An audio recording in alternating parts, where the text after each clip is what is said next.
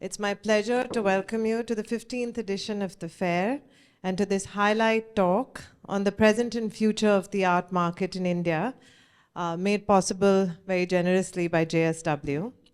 As South Asia's leading art fair, one of our biggest achievements over the last 15 years has been in consistently supporting the growth of the art market in India and bringing it to the high point that it has reached today. India's economy has continued to grow over the past few years, as we all know. I read somewhere that we bypassed Hong Kong recently to become the world's fourth largest stock market and are projected to become the world's third largest economy by 2030. Wealth continues to grow in the country alongside a steady rise in the number of HNWIs. And in parallel, the passion for collecting and the art market has continued to strengthen. In 2023, we had a very successful year in the Indian art auction market in particular, with a turnover of about 1,000 crores through a sale of roughly 4,000 works, a 9% increase from the year previous to it. There were multiple record prizes achieved, including the record prize for the beautiful Amrita Shergill work, which sold at close to $7.4 million at Saffron Arts Evening Sale in Delhi. The backbone of this, and even boom in the auction market, has been the strong basis of collaboration in the arts landscape in the region and the steady growth of collectors across the country. As the leading art fair in the country, we're proud to have laid the foundation for the art market infrastructure in India today, or to be a part of it. Over the years, as one of the few platforms for modern and contemporary art in the region, we have been able to introduce the highest quality of art to an ever-expanding collector base in India and nurture this base through year-round activations and programs. Through our many partnerships with institutions, biennales, festivals in the region, we have also attempted to energize and create a strong arts ecosystem which ultimately has a symbiotic relationship with the market. As someone who has spent many years working in an auction house and has now spent as many working with the commercial art fair, I can attest to the interdependence of all parts of the ecosystem in creating the overall robustness of the market. So without further ado, please help me to welcome the incredible panelists for this talk, none of whom actually who need an introduction and are perhaps some of the most qualified people to talk about the market at large in the world today.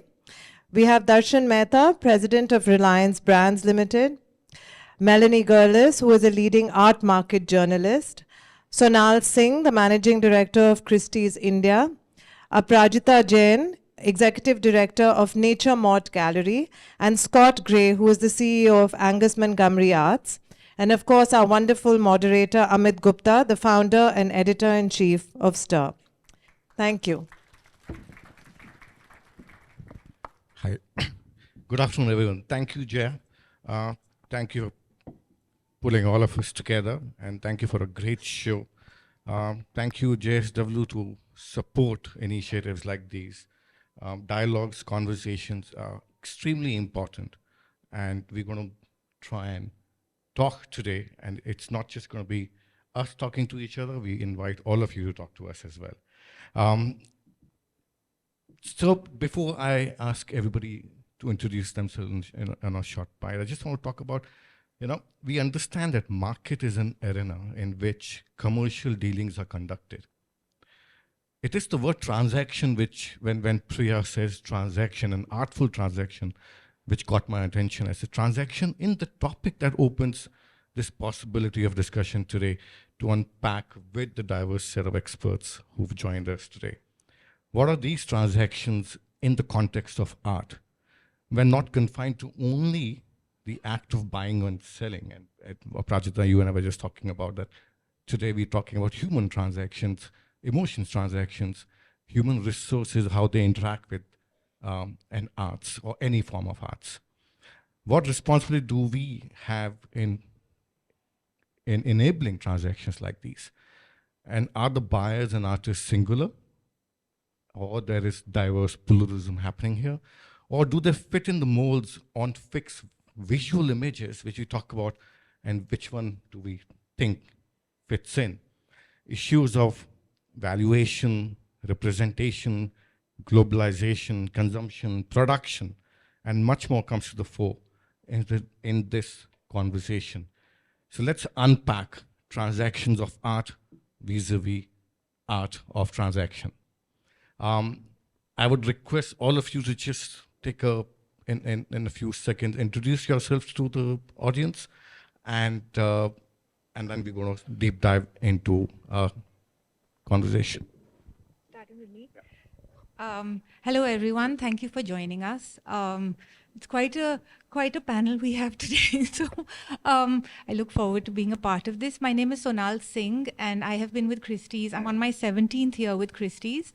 I'm the managing director for the auction house in India, and I work closely with my colleagues in London and New York, where our auctions are held. And I put that as, yeah.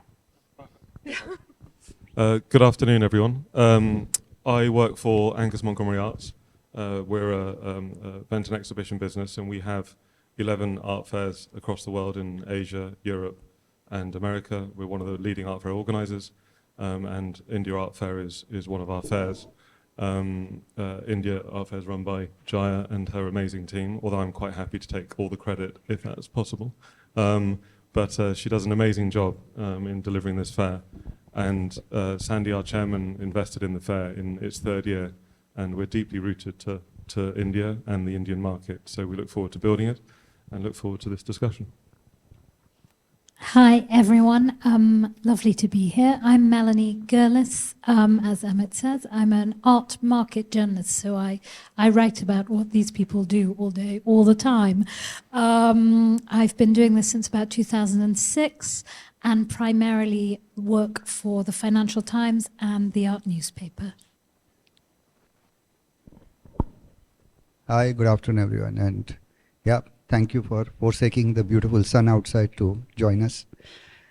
I run the company. I started Reliance Brands. We are largely focused on the higher end of the consumption pyramid, luxury, affordable luxury, although the word luxury in many cases has a slightly negative connotation in India, so we sometimes settle for the word affluence rather than luxury. We run it across 9 different cohorts, as we call them. We started with fashion, but we are now in eyewear, beauty, food, and such like. I also wear a second hat in the group that I work with, which is run 2 multi-use retail centers in Mumbai. They are called GeoWorld Drive. That's a center which opened to public more than 2 years ago, and more recently the GeoWorld Plaza, which opened its doors on 1st November, which is again part of a multi-use complex. So these are the 2 things I do, but lovely to have an engaging conversation. Hi, I'm Aparajita Jain. Thank you for being here. I run Morte alongside my partner Peter Negi. The second hat I wear is running a foundation that runs a sculpture park with the government of Rajasthan in Jaipur, as well as doing a curatorial grant for curators coming into the country. I think the reason why the sculpture park and Nature Morte is because we realized very quickly on that to take art into India would mean taking it to the places that people visited, which is the public spaces that are already visited by people. And that's the segue into the conversation with actually Darshan about where are these people going and how do we get more eyeballs into seeing what art is. I think that's the first thing. Yeah, thank you, Prajit. That preempted the question. And we're sitting under the India Art Fair umbrella, and places like India Art Fair also catalyzes such interaction. And what we say, how does the social dealing encapsulating the noise and the warmth of human commerce, which we were talking about. So maybe the entire panel can deep dive into that. Is there an accessibility question here in terms of are the conclaves like these increasing the audience space, and is the interaction becoming adding to the commerce of what we call creative economy? And Scott, maybe you can start with that, saying that what is the role in the art fair? And your organization does many more fairs across the globe. How does that democratize this, and how does that strengthen the human commerce with the art? Well, I think it absolutely does. I think an art fair creates a platform and generally serves the sort of the ecosystem of the art world. But it really does democratize it. When you look at the audience coming in from the opening VIP days through to the public days and the weekend, it really galvanizes people, it connects with people, but also it creates a platform for the most important thing, which is the artists themselves. And when the art fair works, all those things connect together, from phenomenal philanthropy projects, partners like JSW, through to gallerists, and all the whole connection comes together. But it engages an audience and the public, and engages them in conversation around art and the artists themselves. So the artists are the center point of this industry, which we're all here for.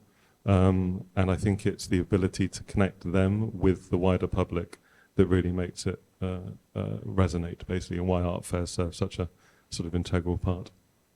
Yep. Can I add Yes, just something? please. Just Yeah, one thought I had on that, which is that the reason why art fairs came back after the pandemic, actually, I'm not sure, is because people wanted to see art. I think it's because people wanted to see each other, if you're talking about that as a transaction, ideally in the context of art. But I think this is quite important to this industry. Yeah, I mean, sorry. Okay. Yeah, go ahead. Yeah. Sorry, but no, I'd 100% agree. I mean, we talk internally about the fact that our audience, it's their hobby, enjoying art and engaging with art, and going to malls, going to different places to see and engage in art is so important, and we want to create that. Art is that sort of fabric of society, right? So if we can create the places for them to engage, and yes, art is the backdrop, but it's very much their passion point that they can connect around. I'm actually going to take this from a gallerist's point of view. The truth is that most people, before they become clients, need to see a wide array of art to really engage with it, to begin to trust the system and to trust their own eyes. The more one sees, the more one gets educated in and begins to trust themselves. And art fair is one of those places where they can see a large quantum of work, which is democratic because there are different people showing it. And it has tremendously helped the ecosystem in India, because we do not have the kind of infrastructure that a typical European city or a New York has, where you can go to there is a museum a corner literally, and you can go and spend an afternoon there. Where do people spend their afternoons here in any country, in any city in our country, and see new art, new artists coming through?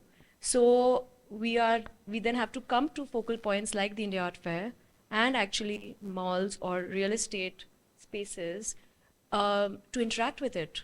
So these become the critical points of first allowing viewership, and only after viewership will come transaction, in my opinion. Correct. And also, Darshan, we were talking about that in emerging art market like ours, we don't heavily rely on state machinery or state support.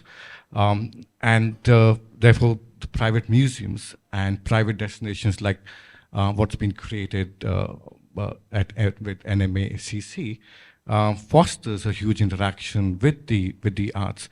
Have you, after the launch, seen a huge amount of snowball effect in terms of how the audience, which may not be going to an NGMA, but is coming to an NMACC to interact with art form? And we were talking about your toilet paper exhibition just in the other room. Just share some insights or data you have, or the psychographics of the audience you've witnessed. Sure. So first of all, just one correction. Unlike museums, in one way or the other, tend to have some degree of a kind of an intermediary wall. It is, as you said, a private space. Malls are public spaces, and whether we like it or not, and some of us may actually even hate the word mall, but the reality is that in the Indian context, they are the air-conditioned beaches and parks. This country, on an average, has ambient temperature 38-40 degrees by and large. We are the world's 4th largest automobile manufacturer. So the first thing families seek on weekends is parking and air conditioning. And you get, well, parking's not free, but easy accessible and free air conditioning. So malls are the places to go. They are, and increasingly as new retail centers are being designed, and the 2 centers that we have are the newest on the block, but there'll be new ones coming. They're increasingly designed as what we call urban scapes. So that's the third space in your life between your place of work and place where you reside. And that's where not only you find entertainment and food and shopping, all of that, but it's a place to see human velocity. And Indians are people who, on a warm day like this, I suspect would not go and take a book and go and sleep off in the Lodi Gardens or in the Sundar Nursery. Some of us may do, but most of them would go to malls. So they become the new public spaces. And given the fact that our old historical public spaces has been more adorned with statues of freedom fighters, which became surrogate art, the sensibilities of art starts happening in public spaces. So when we launched the Geo World Drive, which was our first center, we had a combination of a Subodh at the entrance. So first thing that you go into a mall, the dirtiest thing is the security guard's cabin. So we say, what do we do with this guy? There's rainfall, you need to give that guy a cabin. It's a way of life where, you have security stuff. So we did a beautiful cotton steel, on it. And then we had a beautiful Subodh art onto that. So what was becoming a bit of an eyesore got converted, into a certain sensibility. And then of course we combined from Arne Quins, from, he's a Dutch artist, or a Grimaneza, who's an artist from Peru now living in New York, to Sudarshan Shetty and Subodh Gupta, and all of that work. And likewise in the second center, we have from a Jitesh Kalat right at the entrance and Kusuma. And then we of course have, spaces like the cultural center where we use, where we create shows, and what we did with Toilet Paper Magazine was a beautiful show, hugely well received. What amazed me is that it's not the quantity of people, but the kind of people that we saw coming, children from schools. We have schools requesting us to create art tours between our 2 centers, and also to see if we can get artists to come. So we've had a number of times, Sudarshan, for instance, to come and chat with these young, kids, and we have created kind of art tours in our centers. At a broader level, and I'll of course want to broad base this conversation, but because we started luxury in India 2008, where the word luxury itself was not known. We call it the 4 A's, and the 4 A's create a virtuous cycle. So on one hand, as societies create new wealth, and India is of course in the heat map of the world where new wealth is getting created, 4th largest GDP and so on and so forth, etc. So affordability on one hand, aesthetic refinement going through access and awareness. So while affordability is increasing, the more access and more awareness you create, more aesthetic refinement happens. And it's just a virtuous cycle. And we've seen this from clothing to footwear. People just came for that brand logo from sporadic buyers to then becoming gradually habitual buyers. And the journey from being sporadic buyers to habitual buyers, or from accidental buyers to habitual buyers, is as you become habitual buyers, you want to engage in the narrative, what we call the theater of luxury, the retail, the storytelling, the pedigree of the brand, the history. Maybe you want to meet the designer, you want to meet the artist, you want to have a conversation. And you start enjoying that journey rather than just the demonstration of or the surrogate demonstration of your wealth happening through surrogates like art and beautiful luxury products and all of that, etc. And we have nothing against that, because that's where the starting point is. I still remember when Cartier first taught us that, if you're building a beautiful window, don't forget to put a ledge outside. And we are wondering, why would I put a ledge outside the window?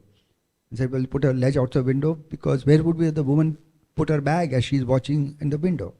So it's a way of saying it starts with window watchers to gradually coming in, and becoming what I call sporadic buyers to that whole journey. And it's very close across classes of consumption, but. Anyway, it's a long answer to your It's question. amazing how luxury, as quoting Aparajita, segues into art buying.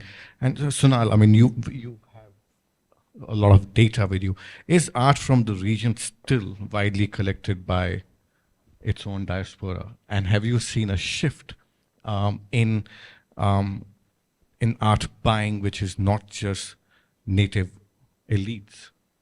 Have you seen a shift that there's a larger audience beyond those, the native elites which are buying, are coming to the auction house and saying, there, my hammer goes down? I mean, elites is a difficult word. We're all elites, I guess, to be sitting here. We have seen a huge number of millennials coming in. And what's exciting about that for India, especially in even the last year, 33% of all our buyers across categories, not just Indian art, are millennials. And while, of course, we do have a very big a big buyer base for South Asian modern and contemporary, are the fastest growing categories of collecting at Christie's globally is luxury and post-war contemporary, which is also shown at the art fair by galleries like Neuger, Rimschneider, and Continua, and so on. So there are three areas that are growing. Modern and contemporary South Asian stays the most sort of active, but as people see more, experience more, whether it's at the art fairs or museums, and everybody is, I don't think we are limited by boundaries or geographies anymore. Art is becoming more and more global and international in that sense. We are seeing a lot more cross-category collecting. And the only other thing to add is that in terms of luxury, while of course there's a huge luxury market, and this year has been incredible for Christie's in terms of sales for luxury, which has been over $1 billion. We sell luxury collectibles because the luxury market is essentially very, very vast, and we always try and encourage collectors to buy items that are, the top quality. What has been an increase in number in terms of last, say, 15 years in India? What's going under the hammer? That's one question. Second, when one particular Indian artist or South Asian artist gets a certain mileage at the auction house, how does it affect the economy of that country's creative economy, and how does it affect the other younger artists or other artists from the same genre to their valuation? I mean, look, the art market is linked closely to the economic situation of a country. It's been a really strong year, and Aparajita can back me up on this, from a gallery's perspective. But from an auction house's perspective, we had a very, very good year. We had over $24 million in sales just in South Asian art. Of that, 60% of the bidding came from Indian clients, and I mean domestic Indian. 45% or 50% of the buying, the lots that were actually bought, came back into India. 3 of the top 5 lots came back into India. And there is a huge amount of activity online. Having said that, a number of world records were broken. I don't know 15 years numbers, but I can tell you that there is a huge increase in both buying, bidding activities for the category and for other categories. For example, just watches. There's been a 2,000% increase in the last 5 years. If people buying watches in India, 500% increase in people buying handbags, 400% increase in people buying post-war contemporary. Indian art, because by virtue of it being our main category for India, the numbers are not quite that crazy, but it has grown consistently. And coming back to your question about what happens when there is a world record, or for example, one lot goes for a huge number. We saw that last year with even an artist like Raza, who had an exhibition at the Pompidou, and that had a knock-on effect, because it was not just then an Indian community that knows his work suddenly became visible to a much broader audience. It's a little bit more internationalizing. I mean, the world is getting smaller for the art world community, but there is I think it's, we are careful with our pricing. We don't go crazy. If one lot sells for 5 million, doesn't mean that every painting of that artist is going to be priced at 5 million. We tend to go much slower. Prices are determined by demand and supply. We are in a situation where for the modern artists, the demand is shrinking. Which is why we feel that contemporary is a great, it's a great area for people to look at more seriously. We tend to focus on modern art works in our auctions, but as the market is growing and our collectors are maturing in their tastes, we will be including more contemporary, which is why the art fair then becomes a really important place. So, Melanie, do you see? Can I Sorry, ask yeah. a question? Yeah. Sorry, I will promise I will be quiet. But can I just following up from that? Because I look at the art market from a very broad point of view. But the last time I remember writing about the surge in the Indian art market was just before the 2008 crash. And I'm older, I think, than Sonal and Aparajita. But I just wondered if there was a sense of what is different now. Is it just online? Is it what? Because No. it kind of collapsed fairly suddenly. I thought this question would come. What's different this time is it's a lot of private collectors. There is very little speculation. In 2007-8, when we did have, and it was a global crash, it wasn't just for the Indian market, it was a lot of speculation. There were a number of art funds. Maybe there are still art funds, but not that we know of that are actively driving up prices. And it's a lot more sustained. Plus, there is no demand. There is no supply. So the material that is where the prices are going crazy is, or where there's very strong bidding and buying is for the modern artworks, which are very limited in supply. So it isn't like they're suddenly going to, next year we're going to have 1,000 works of this artist coming in. It's very, very controlled and limited.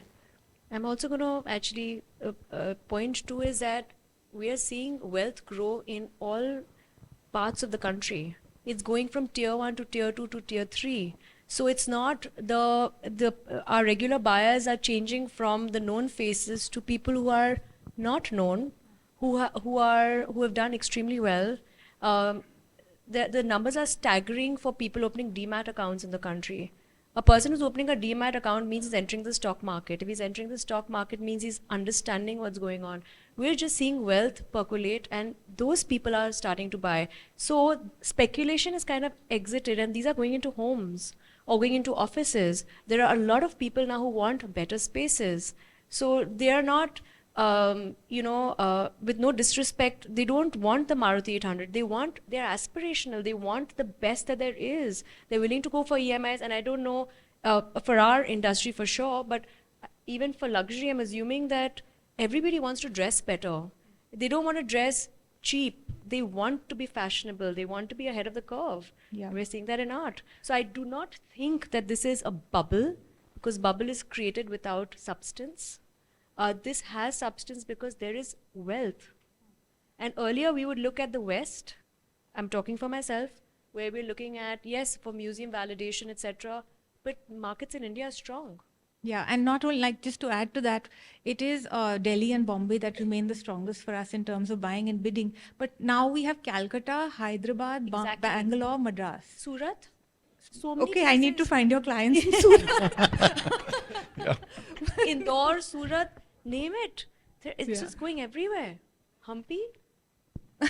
Keep going. So, Melanie, do you see there's a perceptual difference of South Asian art from the international eye? I think there is an international art market, which is a very, very, very small bit of the market that actually historically everyone has, maybe it's a bit like you were saying, you look to the West for a model. I think historically every artist, every auction house, every gallery, every fair wants to be at the top. I think we are now recognizing, and for good reason, there is more than one market. So yes, I think there is a separate market for South Asian art and Indian art and probably Delhi art. And I think, we should celebrate that just as there is for other countries. I agree with you, art is more international, but I think I think if you look historically, any healthy art market within a country or a city or whatever has started because people like their own art first, and it's come from what you know, even if it's, statues, it's come from what you know inside, and then your curiosity, and then you learn, but I think it always starts in your own country. I think that's very important. Yeah, I would echo that 100% and say that's why it's so important for the art fair to serve the local market first. And I feel the India Art Fair does that amazingly. I think that's through amazing galleries, obviously, but also amazing collectors, amazing partners. But genuinely serving that market domestically is so important. I've met, obviously, international collectors come here this week, and they're coming here to look at Indian art. That's what they're here for. So if we deliver a good fair, it's about serving that local infrastructure. Yep. So there may not be a bubble, Aparajita, but we're saying art as consumption and then art as growing consumer culture.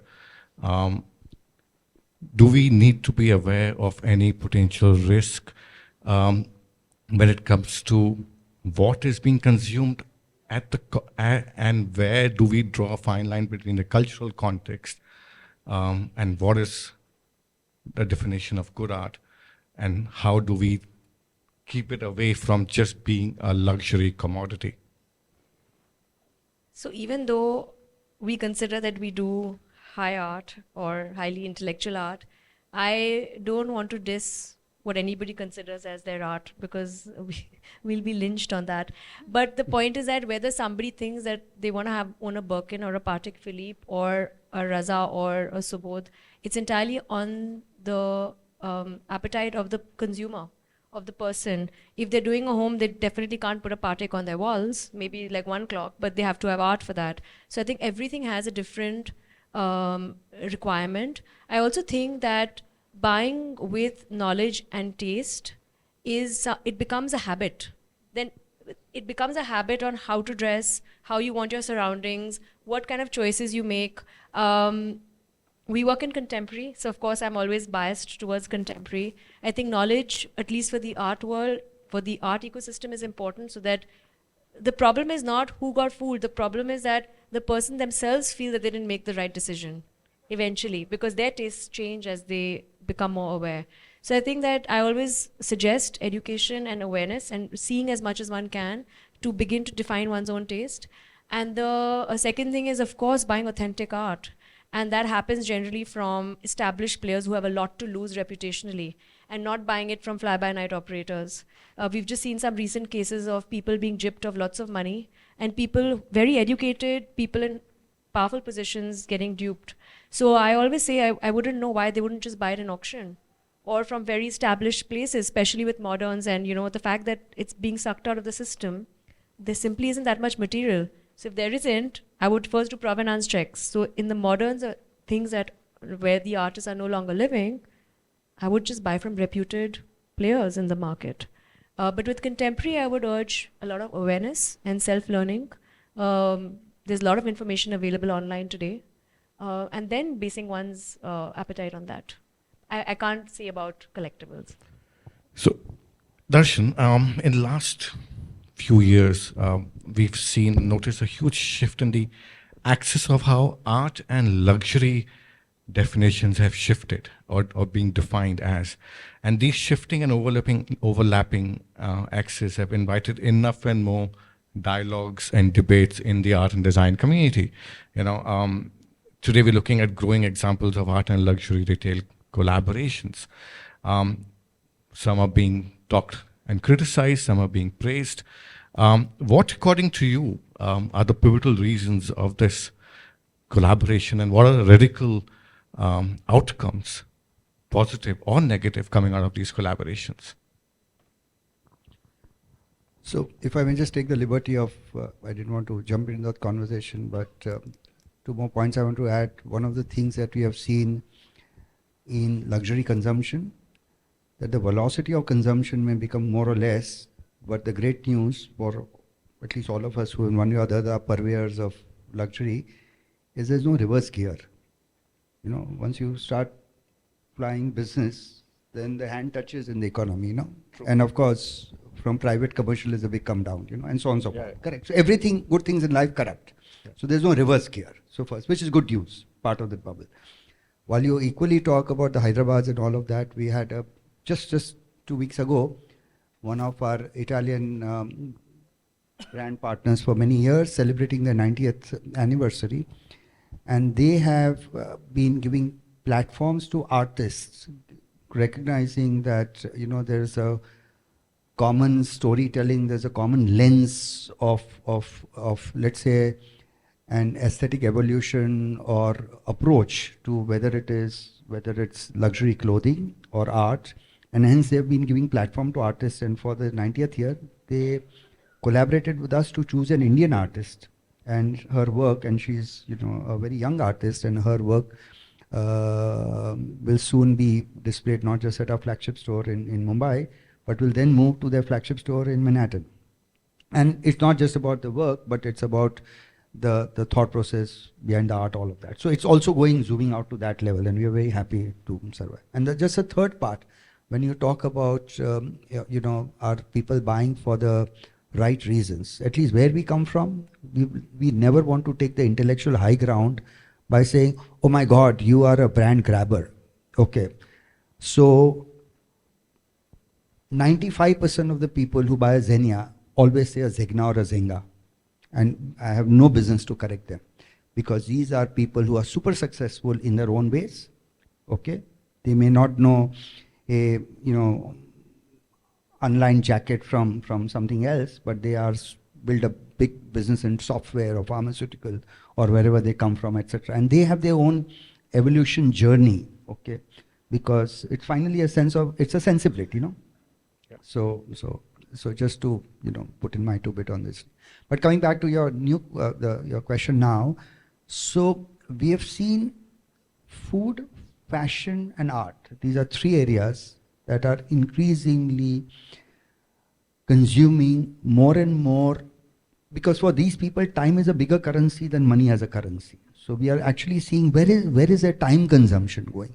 Where are people? I mean, the number of people who will now go to Goa on a culinary journey. Okay.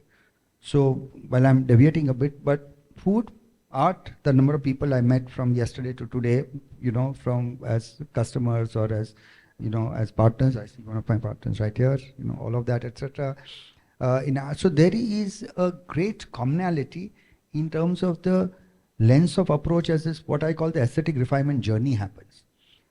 And it goes back to that, and we help one another. So Vuitton started, I mean, when I first saw the beautiful Vuitton store at the Marina Bay Sands in Singapore, going where you go through a bit of a tunnel and come out, and beautiful store.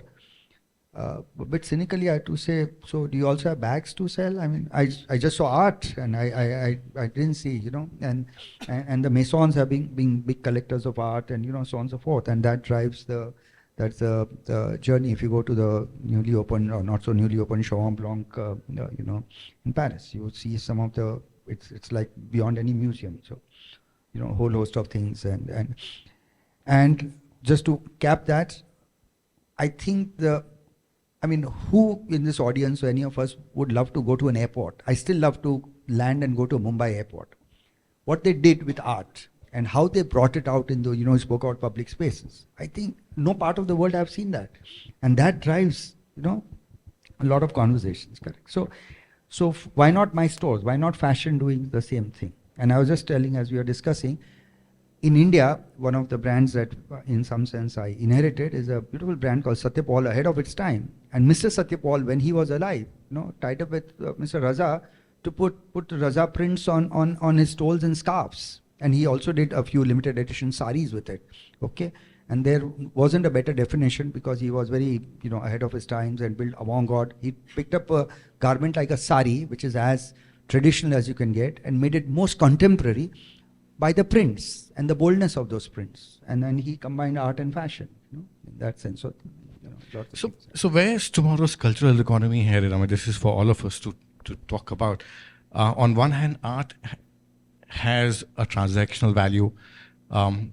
There is something to buy and there's something to sell. But there's also an art which questions there's an expression. There's a community which works very strongly on questioning socioeconomic factors, political factors, climate factors, all that, and how do people like us and people in this room and foundations like yours or JSW, how do they support that questioning? Because out there is no transaction beyond just human emotion. So when you talk about, I'm just shifting the dialogue from an artful transaction which goes under the hammer, Sonal, but the transaction which is a human economy, human cultural economy, and where our country is headed when it comes to looking at that.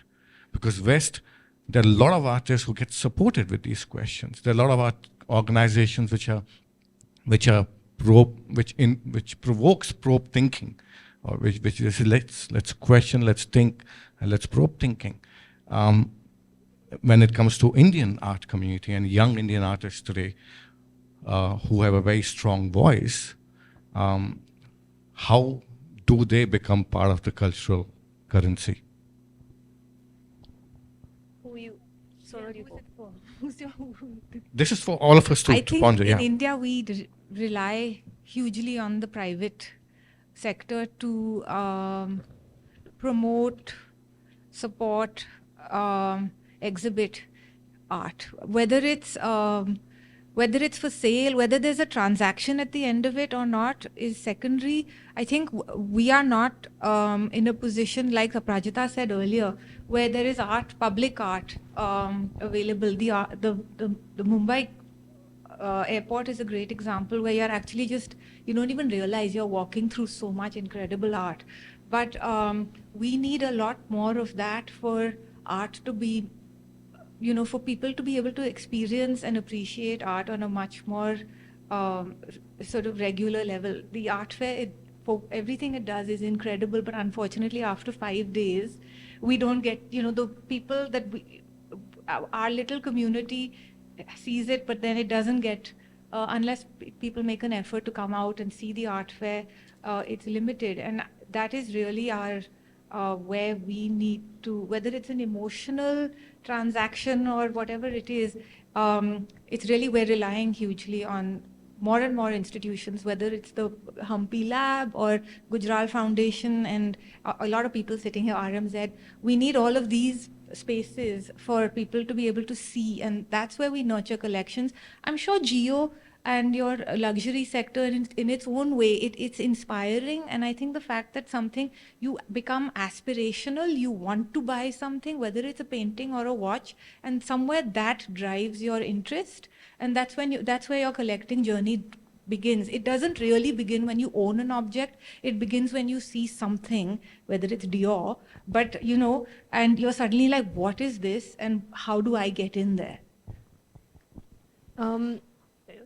Coming back to your question about India and how to nurture, I think it's the mantle is currently resting on private enterprise and corporates. And like Sonal said, there's lots of people here in the room who are doing that.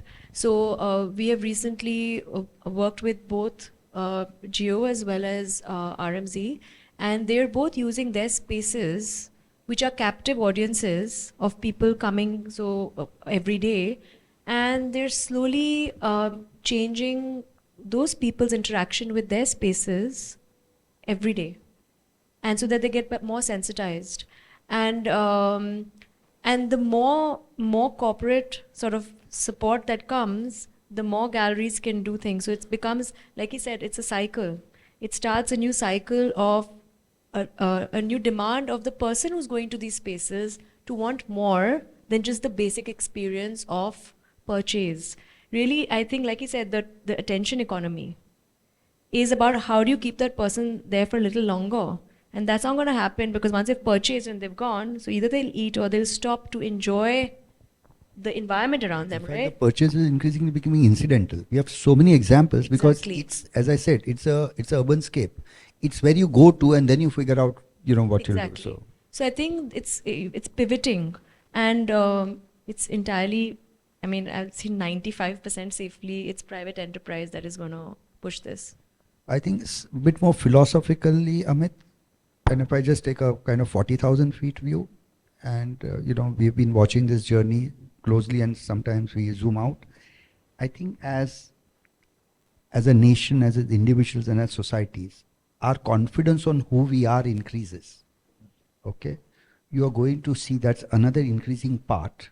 Okay, of saying, I like this. This is what we're going to have. But it's that confidence in your, so whether that confidence comes out of your own definition of success, your literacy, all of that. In fact, I rooted down some of my, we are partners from all over the world, from Japan to Los Angeles, and they ask us, the growth of the economy. I'll say, well, if you ever want to see how India is evolving, one is numbers and all of that GDP growth, etc. Another way of saying, how Indians present their passport at the immigration office. It's a massive change. You talked about 15 years ago. 15 years ago, the man on a 14-hour flight will dress in a two-piece suit just because he has to be at the immigration office. I said, now he's just going to present his passport. And that's a big sign. And that will then manifest itself on everything, because it's a person's sensibility. I don't need someone else's endorsement necessarily to say this is, because there is no right or wrong in the first place. So, anyway. Yeah, I mean, your question about sort of art as a sort of discourse and a political narrative and, affecting change, I think it's essential. I think artists, I was saying earlier about art as the fabric of society. That's exactly what I meant. It's important to encourage it. From an art fair's perspective, I think it's about programming and accessibility. So yes, of course, there is galleries, with commercial work, but the teams tend to do, phenomenal programming and encouraging that discourse. And an art fair has accessibility and inviting people to engage in that conversation and learn that. Unfortunately, we are only here for a few days. We'd love to be here longer, but the team actually, I would say that actually the fair goes beyond that through our partners, and in India specifically, it is through the private sector, and I know that Jaya works tremendously hard with so many people through the year to keep the narrative going through the year. And it's about engaging people with art and engaging people with the conversation and not being scared by figures like $5 million, and it's really trying to pull people into that discourse early on, and whatever it is that excites them. I think someone here said that, the first point of buying is actually engaging, and that's exactly the point. So if we can get people in that narrative, get people in that conversation, and then it builds, and I think that's really important. Sorry, just to add to the art fair, because I said 5 days, but you have done so much through the year, and it's not just flat art or art that is sold through galleries. There is so much that the art fair does with music and textiles and all the other art forms. So it's very important. We need you to have at least 4 more art fairs a year. Yeah, that's Jaya. That's all. But I think that's so important. I think you're right. But it is that all working together. And I think that when everyone comes together with that sort of ability, it really works. And I genuinely say, it's like having, who's your favourite child, and we have 11. We have 11 fairs. I have 2 children. I definitely have a favourite. But of the art fairs we have in the group, this fair is without question my favourite, and it's because of that connection with the community, and I genuinely feel we're just the guardians of the brand, and it's owned by the philanthropists in the room and the collectors and the artists, and that's a real combination factor, and that's amazing when it works. But that pulls people into the narrative, and then that's the, what did you call it, the sporadic buyers, which is such a lovely term, but that's hopefully then how the market builds. I'd also add that I should have said actually before, I'm based in just outside London, and I think we have the most amazing museums, and we're very, very blessed, but they are in crisis at the moment. Identity crisis, financial crisis, and more and more we are, the arts institutions and artists and public art are reaching out to we are desperate for the private sector. And because we've had this huge sort of divide over the years between, public, private, no, that's bad. It's taking a lot of time. It's really hard work to get the kind of connections I'm already seeing in my sort of half a day in India.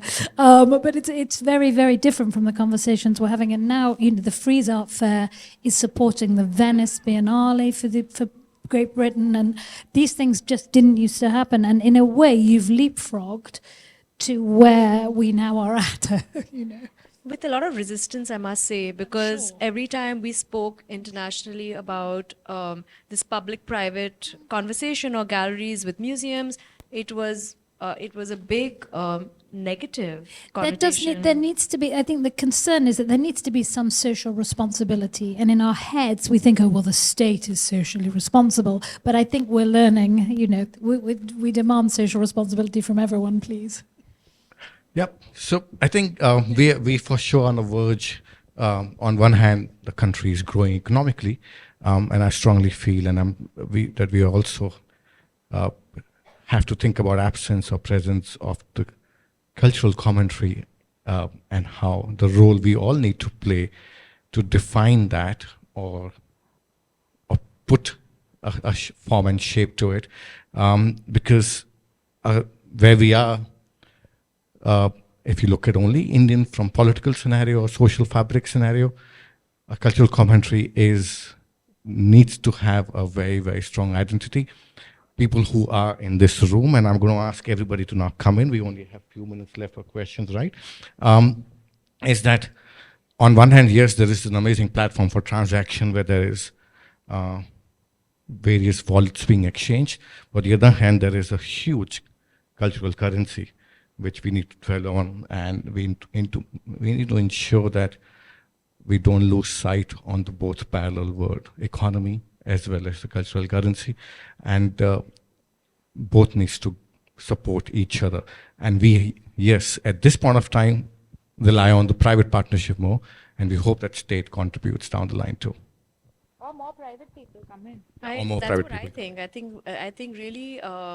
My view is that there are large infrastructural needs in this country, and those have to be addressed first. It's easy for us to say that we want them to fund more museums, but I would always say let's get more roads and toilets for the people who need it.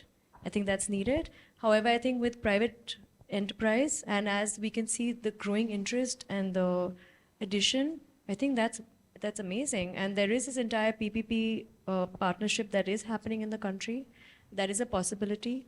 And and so many people are doing different things that I think it's amazing. But also I think I totally agree with you 100%, and that's why it's so important. It's not just about now, it's 30 years. So our young patrons, young artists being inspired by what's happening at the moment, young patrons coming through and seeing what's possible in the future and having it as an aspiration to be philanthropic. And I think it all connects together. So I think it's not just about the present either. It's actually about showing what that looks like over the next sort of decades. Plus, there has to be some aesthetic. I mean, whatever we have with the government or whoever does this, these lights around our, these or red, green, yellow, whatever, that's not art. And, if all the money is going into that, then don't do it, because it's a waste. It's better we put it into the toilet. So see, arts in any formats of arts, I mean, from any form of arts does define the cultural fabric of the country, and I think the role which we all have to play is that make sure that that what is aesthetic and what is the aesthetic definition, and who are we talking to? Are we talking to a person who's sitting in Delhi, or are we talking to a person sitting in Agra or in Kanpur or in Mathura? There are different aesthetics everywhere. That in a diverse country like ours, I don't think we can have one cultural definition or one definition of what is good aesthetics or bad. But yes, we can definitely show we need to be very careful, and an organization like ours needs to be very careful in terms of where arts as a voice is going. Any question from anybody? There you are. Okay. Yes.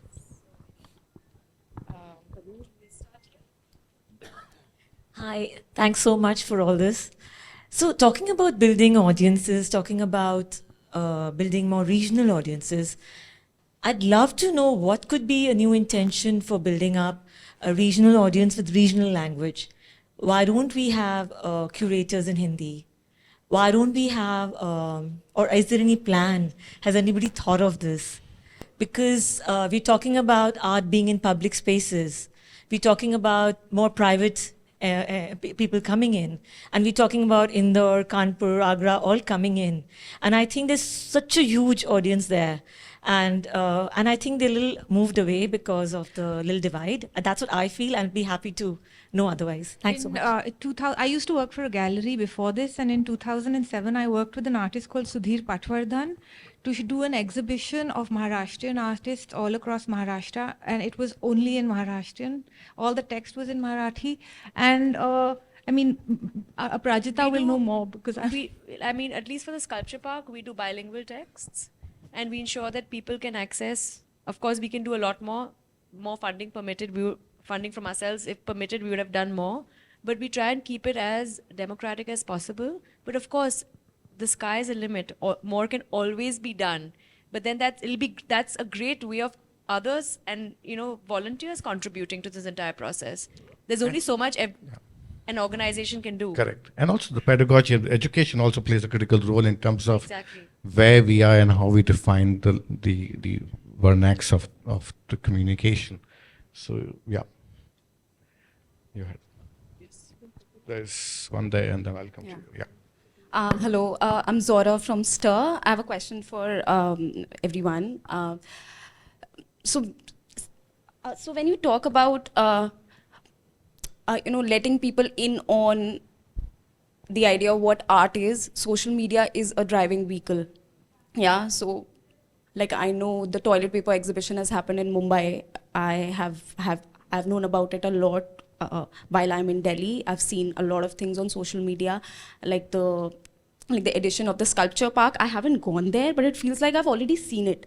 So my question is, how is social media, or is social media adding to this idea of transaction or drawing away from the transaction? Because it just feels like I have seen art while I haven't gone there. Darshan talked about the idea of art being available at public spaces. But what pulls people there is the information that comes across on social media. It's not just information, it's almost like an experiential insight on what's happening. So I can sometimes, pull myself from going there. I feel like I have seen it a lot. So how is social media adding to the narrative? Is it giving too much or too less? I think I'm going to take it as a positive, because everybody can't, for us visit Jaipur. And the audiences that we're getting today may or may not be following us on social media. So the day we opened the park, there were 7,000 people that visited. We were almost afraid of what was going to happen to the works, but actually it was very interesting. I think that our audiences in India are large enough to be beyond our reach of social media. But I think, why not? If somebody can't visit Bombay at that time and gets to see or is aware that that exhibition happened, I think job done. No, absolutely. This whole access, awareness, aesthetic refinement, virtuous circle, if you start thinking about it, one of the great boons of any form of social media is access. More importantly, it is the most powerful storytelling mechanism. So the number of people even in luxury who come now, what we use a phrase which is called ROPO, which you research online and purchase offline. They have already researched so much about that particular, either that category, the lineage of that particular kind of leather or silk or whatever it is, etc. And they come in and then they still want to have the narrative or the immersion in terms of the retail theater. So digital media is playing an absolutely fabulous role in this, because that's driving. And finally the refinement, because it's just a water level rising. It takes its time and it only accelerates at time. So it's also genuinely democratic. I mean, to Sonal's point earlier, we're all elite. Look, we're here. We're in this for the fair. It isn't free. I have flown here from London. I'm staying in a hotel. There's a luxury in a way that's a part of the habit of the hobby, if you like, of the art world. There's a luxury to visiting fairs, but I think fairs have transformed the accessibility of the market. The next thing that has transformed it has been social media. So it's a different sort of transaction. It's still a transaction. All I'll say is in 1 hour here, I've probably learned more than 20 years on social media, but I'm Gen X, so it's a bit different.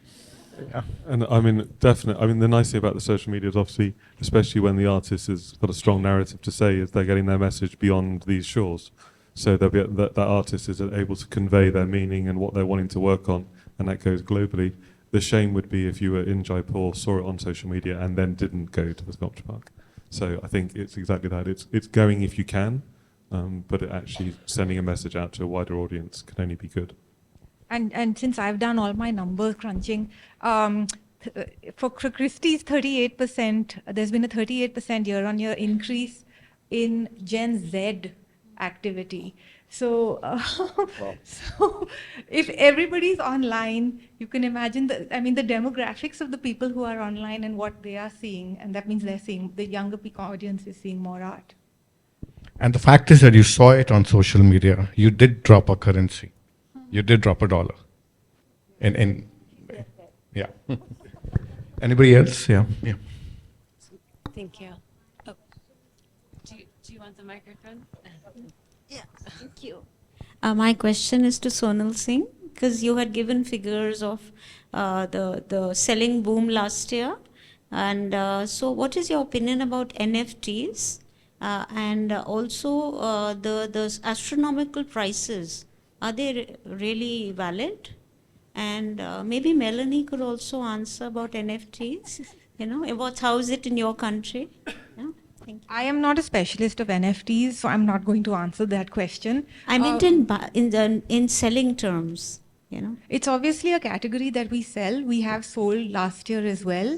There was one lot that went for $69 million. I think it was 2021, but that was, that was a one-off, and it was a very large artwork.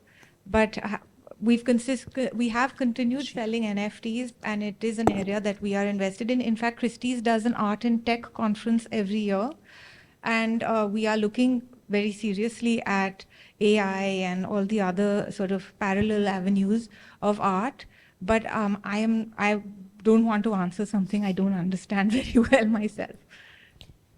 To be fair, it's another medium. It's not going away. The NFTs appeal to artists. NFTs appeal to buyers. But definitely, I have my own personal index on their value, and it's based on the number of times I'm asked questions at these panels. And it used to be that at every panel, you'd get 4 or 5, all these questions would have been on NFTs, and then it completely fell. So the graph went like that for about a year, and now you've just asked my first NFT question, so I think maybe they're coming back up. And about pricing, the high prices that art is fetching, is it valid? Yes, Aparajita said it's not a bubble. It's not a bubble. Yeah, I also said I it's think not it's a still bubble. low. It's reflecting the market. It's just reflecting what people want, their tastes, and there is the country is doing well. People have there is greater wealth creation in the country, so people are willing to spend more. Can they resell it? Of course, they can come to me. Through you? Of course. Yeah. Okay. We have space for one last question. I've been only prompted. Just one last question, so the lucky one gets it, wherever the mic goes. I'm sorry, the mic's... Hi. Sorry. I'll try to be quick. Thank you for this discussion.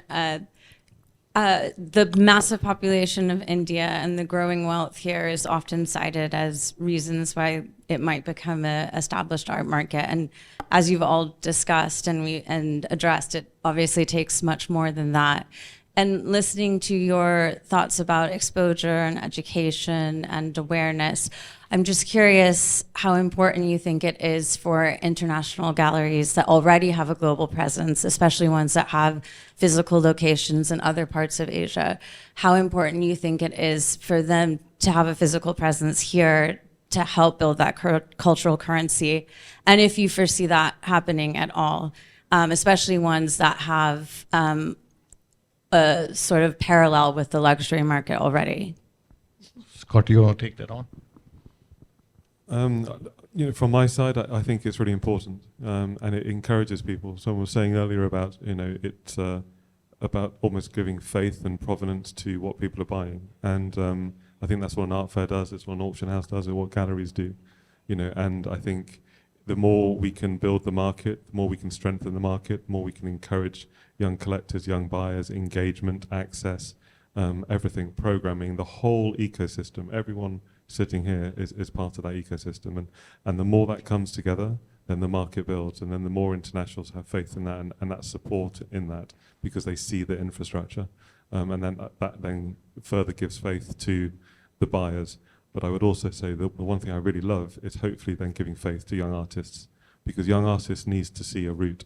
They need to see, if you're graduating from college and you're, young artists wanting to make their way, and you can genuinely see an opportunity to be shown, exhibited, displayed, and that's only going to encourage you. So when you're seeing those international galleries come, that's only going to give you more faith as well. Yep. Thank you. I think on that note, as I said, there's arts in every transaction, and there's transaction in every arts. The panel is here. You have any more questions, you can grab them before they leave the stage or the moment they are off the stage. But we have to leave the stage for the next panel. Thank you. Thank you all. Thank you all for being here.